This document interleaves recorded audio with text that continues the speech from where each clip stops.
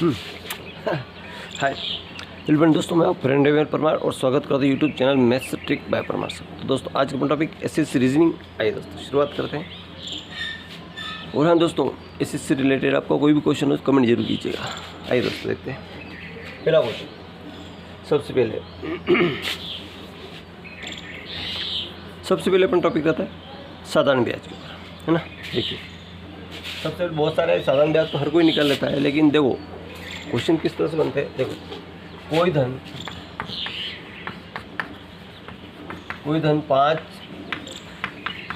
वर्ष में दोगुना तो दर, कोई धन 5 वर्ष में 2 गुना होता है तो दर ज्ञात कीजिए। ऐसा क्वेश्चन आ जाता है। 2 गुना, 3 गुना, 4 गुना, 5 गुना, इस तरह से क्वेश्चन आते हैं। क्योंकि ये तो आप ये छोटे बच्चों का खेल हो गया कि साधारण ब्याज कितना होगा, मूलधन कितना होगा, दर कितना होगा, ये पहले ज़माने में पूछते हैं या बच्चों को प्रारंभिक ज्ञान। अब इसकी लायक आ गई है कि 2 गुना, 3 गुना, 4 गुना कैसे होता है ना।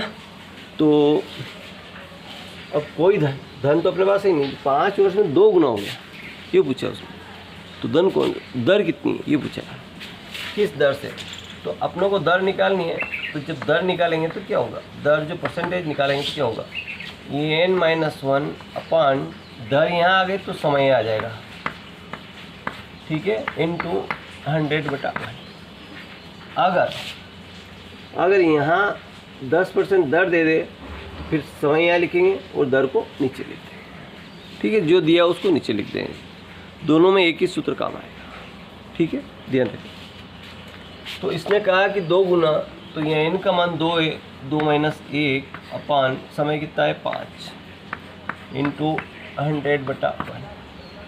2 में से 1 घटाया तो 1 बचा, कुछ भी नहीं बचा, 1 ही बचा।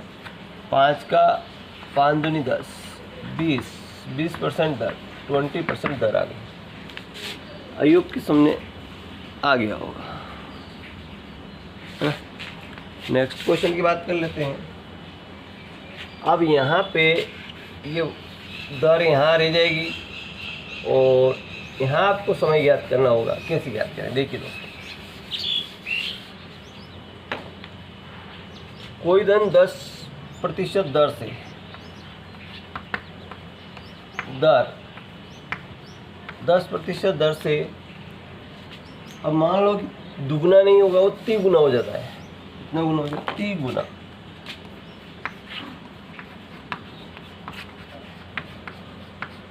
होता है तो समय ज्ञात कीजिए।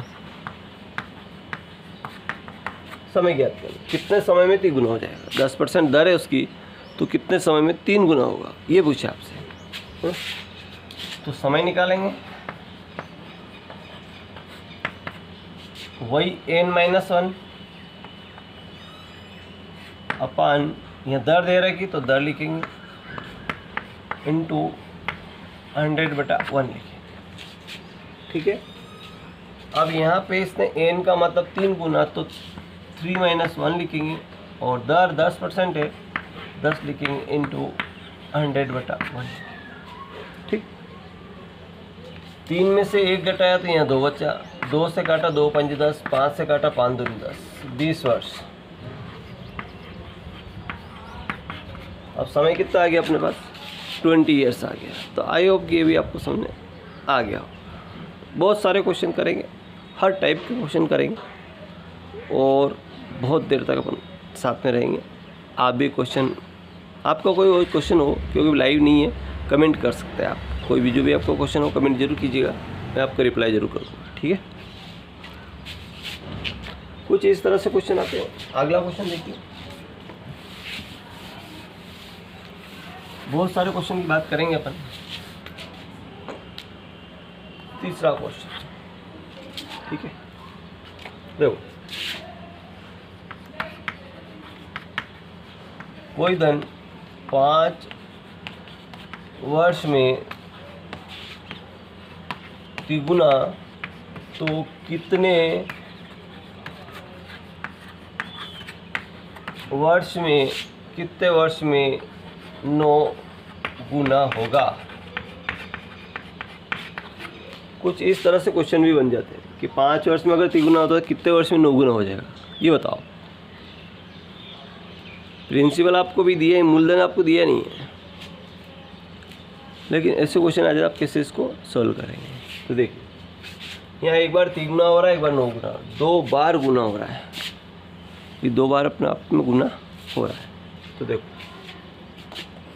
n1 - 1 अपान n2 - 1 बराबर t1 अपान t2, ये फार्मूला लगेगा। कौन सा फार्मूला यूज़ होगा, ये वाला। ठीक है, देखिए दिख रहा पूरा पूरा बोर्ड, देखते हैं। हाँ, तो n1 - 1, n1 3 है तो 3 - 1 और 9 - 1 हो जाएगा। t1 का मतलब 5 है और t2 अपनों को ज्ञात करना। यहाँ 3 में से 1 गया तो 2 बचा, 9 में से 1 गया तो 8 बचे, 2 से काटा 2 चौका 8, इस 4 का गुणा 5 से 4 5 20, t2 बराबर 20 वर्ष। 20 वर्ष में वो 9 गुना हो जाएगा। आई होप के सामने आ गया होगा।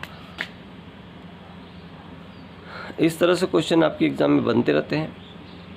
ये तो गुना वाले क्वेश्चन। अब साधारण ब्याज में, अब आते हैं चक्रवृद्धि ब्याज में। देखिए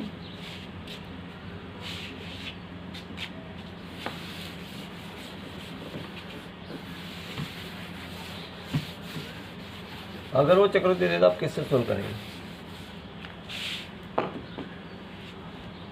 देखिए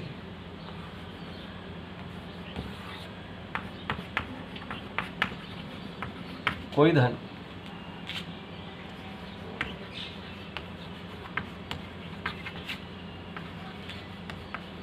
चक्रवृद्धि ब्याज में चक्रवृद्धि लिखा हुआ रहेगा, अगर नहीं लिखा हुआ तो साधारण ब्याज। बस ये 2 बात सबको याद रखना है। कुछ भी नहीं लिखा है तो साधारण ब्याज है, अगर लिखा हुआ है तो चक्रवृद्धि ब्याज। लिखा हुआ है तो मानेंगे, ठीक नहीं है तो फिर अपन उसको साधारण में कन्वर्ट कर मानेंगे कि साधारण ब्याज। अब यहाँ स्पेशल दिया है चक्रवृद्धि ब्याज। ठीक है, चक्रवृद्धि ब्याज की दर से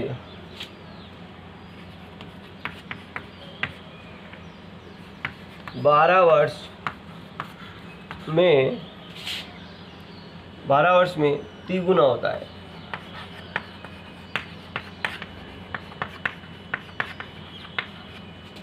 तो 27 गुना कितने वर्ष में होगा, ये पूछा उसने। यहाँ ब्याज उसने पहले साधारण पूछ दिया था, अब यहाँ पे चक्रवृद्धि दिया है, ये बात को ध्यान रखना है। तो चक्रवृद्धि वेरी इजी क्वेश्चन, कुछ नहीं करना। देखिए 12 वर्ष में कितना हो रहा, 3 गुना हो रहा, तो यहाँ कुछ नहीं करना। 12 में कितना हो रहा, 3 गुना। 27 गुना होने में कितने वर्ष में, यहाँ पे ज्ञात करेंगे, 27 गुना होगा। ठीक है ना, ध्यान रखना। अब 3 की कितनी पावर से 27 बना, 3 पावर से 27 बना, ये ध्यान रखना। इसी 3 का गुणा 12 में कर दो तो 12 दिया 36। 36 वर्ष में वह 27 गुना हो जाएगा। कितने वर्ष में हो जाएगा, 36 ईयर्स में। वेरी इजी ट्रिक है, कोई ज़्यादा डिफिकल्ट वाला क्वेश्चन नहीं, बहुत इजी क्वेश्चन। आइए दोस्तों देखते हैं।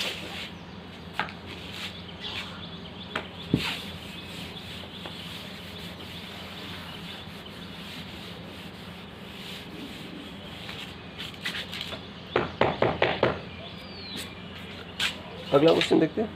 देखिए अब आता है, देखिए चक्रवृद्धि ब्याज भी हो गया, अब आता है साधारण ब्याज में। एक और क्वेश्चन आता है कि कोई धन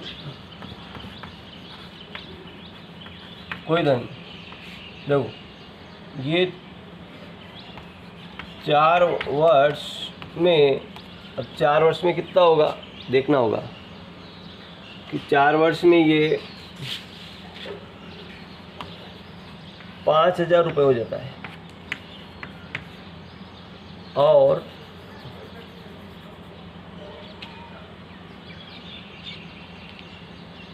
6 वर्ष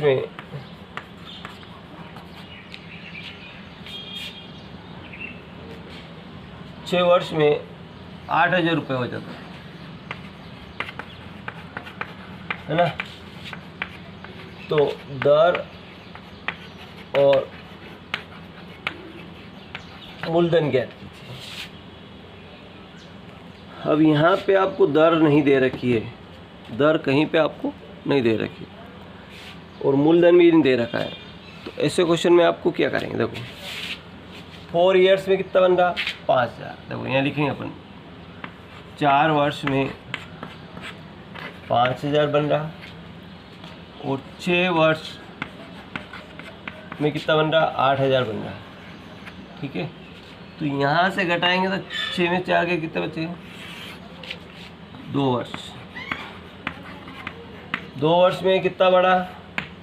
3000 रुपये बढ़ा। तो 1 वर्ष में कितना बढ़ेगा? 1500। 1 वर्ष का ब्याज कितना हो जाएगा उसका? 1500 रुपये हो जाएगा। सुनने आया आपको बात? 1 वर्ष का ब्याज कितना हो रहा है? 1500 रुपये हो रहा है।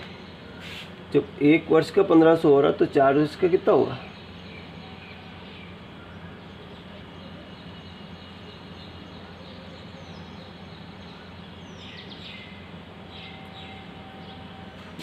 2। 3000 आ रहे ना?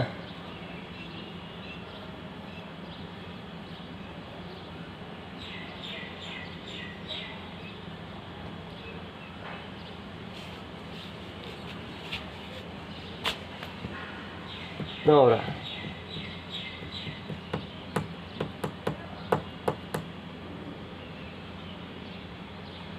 2 वर्ष 3000। 1 वर्ष का ब्याज कितना? 1500 रुपये हो रहा है ना? तो 4 वर्ष का कितना होगा? देखिए 4 × 1500 6000। तो 6000 में से 5000 घटा दें, बचा कितना? 1000 रुपये। तो ये 1000 रुपये क्या हो गया? उसका मूलधन हो गया। ठीक है, 1000 रुपये क्या हो गया? उसका मूलधन हो गया। तो दर निकालनी है। अब दर कैसे निकालेंगे? देखो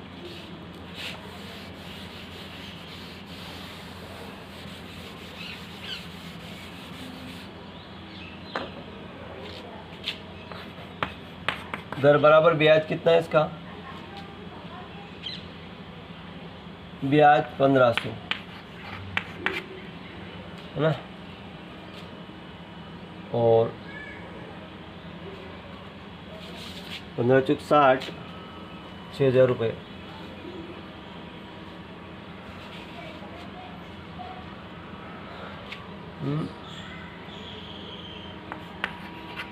मूलधन कितना है इसका? 100 रुपये, 1000 रुपये। समय इसका 4 3 और 4 से काटेंगे तो 4 दूनी 4 तेरी 12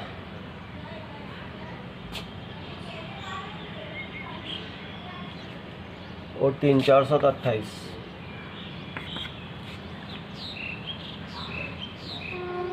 यानी कि कुछ सोल्व करके अपने हल नहीं किया, इस तरह से क्वेश्चन नहीं बन रहा। देखो कुछ और क्वेश्चन होगा, अलग ढंग से हल करते हैं। देखिए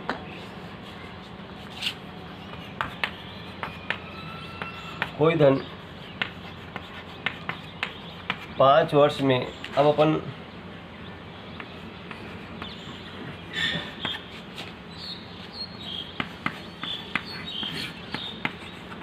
दो से पकड़ गए और 12 पंजे 60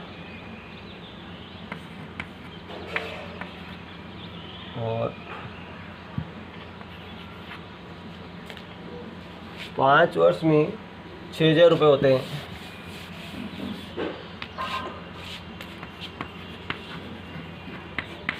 और 7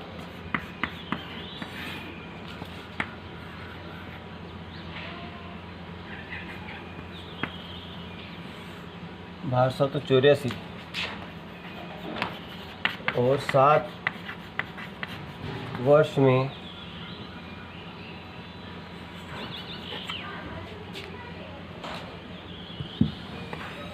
8400 रुपये होता है।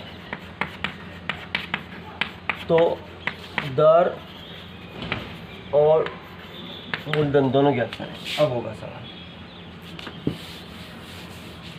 देखिए अब ये क्या होता है, इसमें हल करेंगे इसको। 5 5 वर्ष में 6,000 और 7 वर्ष में 8,400।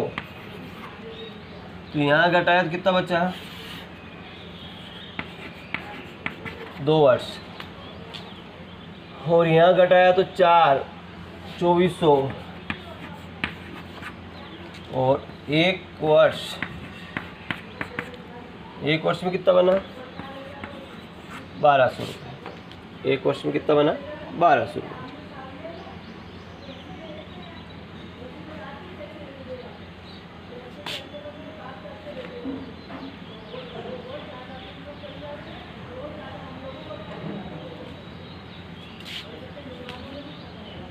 जब 1 वर्ष का बाद 1,200 रुपये हो रहा है,